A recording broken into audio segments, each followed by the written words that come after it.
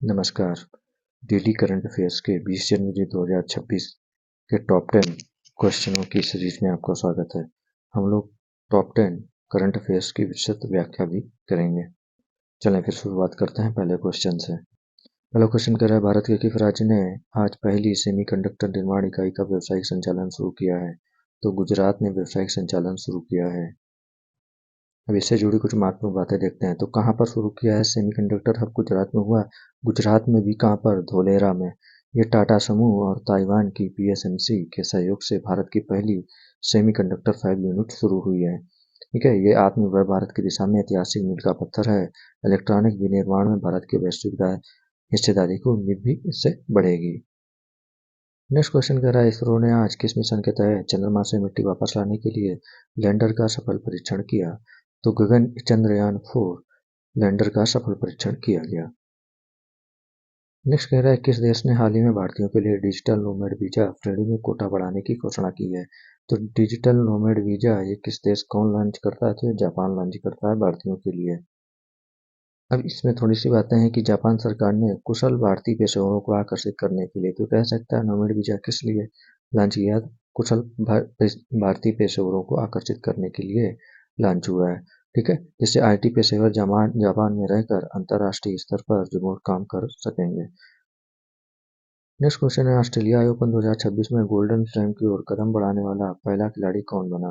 तो वो है कार्लोस अल्काराज। मेलबर्न में इन्होंने जीत हासिल कर ली है। नेक्स्ट क्वेश्चन है, भारत सरकार ने किस क्षेत्र के स्टार्टअप के लिए 5,000 करोड़ के नए कोष की घोषणा की है? तो 5,000 करोड़ के नए कोष की घोषणा किसके लिए की है? तो डीप टेक स्टार्टअप क्षेत्र के लिए की है। ठीक है, तो आपसे डीप टेक के लिए सीधे ये भी पूछ सकता है कितना कोष, तो 5,000 आपको याद रखना है। इसमें एक इम्पोर्टेंट बात और आपको याद रखनी है, क्या? इसका लक्ष्य वैश्विक तकनीक बाजार में भारत की हिस्सेदारी 5% से बढ़ाकर कितने करने का है? 15% करने का है। इस पॉइंट को आपको याद रखना है। नेक्स्ट कह रहा है, WEF 2026 की बैठक में किस राज्य के महिला सशक्तिकरण मॉडल की प्रशंसा की गई है? तो उड़ीसा के मिशन शक्ति मॉडल की प्रशंसा की गई है। उड़ीसा ने एक मिशन शक्ति कार्यक्रम लागू किया था, लॉन्च किया था, उसकी प्रशंसा की गई है WEF 2026 की बैठक में, जो कि दावोस स्विट्जरलैंड में हुई है। देखें, मिशन शक्ति कहाँ का है? उड़ीसा का। ये दावोस बैठक में उड़ीसा के मिशन शक्ति कार्यक्रम की सफलता को वैश्विक मॉडल माना गया है। ठीक है, इसमें क्या है कि लाखों महिलाओं को आत्मनिर्भर बनाया है। ठीक है, इसी के लिए इसको उदाहरण दिया गया। नेक्स्ट क्वेश्चन कह रहा है, हाल ही में खोजी गई न्यूको की नई उपवंश किस जीव में सबसे पहले देखी गई? तो नई उपवंश सबसे पहले चमगादड़ में देखी गई। और ये कहाँ पर देखी गई? तो दक्षिण अफ्रीका के वैज्ञानिकों ने चमगादड़ों में वायरस के न्यू म्यूटेशन की पहचान की है। ये न्यू म्यूटेशन कौन सा? न्यूको वेरिएंट। ठीक है, वर्तमान में WHO ने कहा इंसानों के लिए तत्काल खतरा बहुत कम है। ठीक है, वैज्ञानिकों द्वारा भविष्य की महामारियों को रोकने के लिए निगरानी जारी रखी गई। ये तो बातें तो आपके लिए इम्पोर्टेंट नहीं है। ठीक है, खतरा कम है। ठीक है, और इस कहाँ पर, किस देश के वैज्ञानिकों ने की? दक्षिण अफ्रीका की। ये बात आपको दिमाग में रखिए। ठीक है, नेक्स्ट कह रहा है, रक्षा मंत्रालय ने प्रोजेक्ट कुशा के तहत किस वायु रक्षा प्रणाली के परीक्षण को मंजूरी दी है?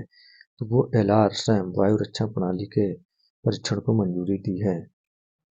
LRSAM क्या है? ये भारत का S-400 है। LRSAM क्या है? भारत का S-400 DRDO द्वारा विकसित है। ये प्रणाली ये 350 किलोमीटर दूर तक के लक्ष्यों को नष्ट कर सकती है।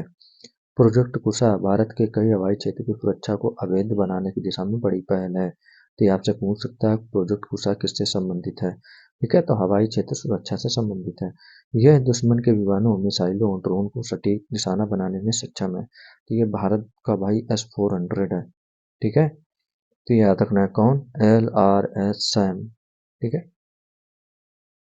2026 गणतंत्र दिवस समारोह में मुख्य अतिथि के रूप में किस देश के राष्ट्रपति को आमंत्रित किया गया है? तो वो वियतनाम के राष्ट्रपति हैं।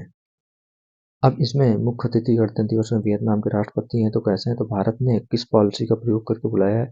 तो एक्ट ईस्ट पॉलिसी के तहत वियतनाम के राष्ट्रपति को आमंत्रित किया गया है। रक्षा और समुद्री सुरक्षा सहयोग इस यात्रा के मुख्य एजेंडे में शामिल है। भारत और दक्षिण पूर्व एशियाई देशों के गहराते रणनीतिक संबंधों का ये प्रतीक है। ठीक है, तो आपके लिए पहला पॉइंट काफी इंपॉर्टेंट है।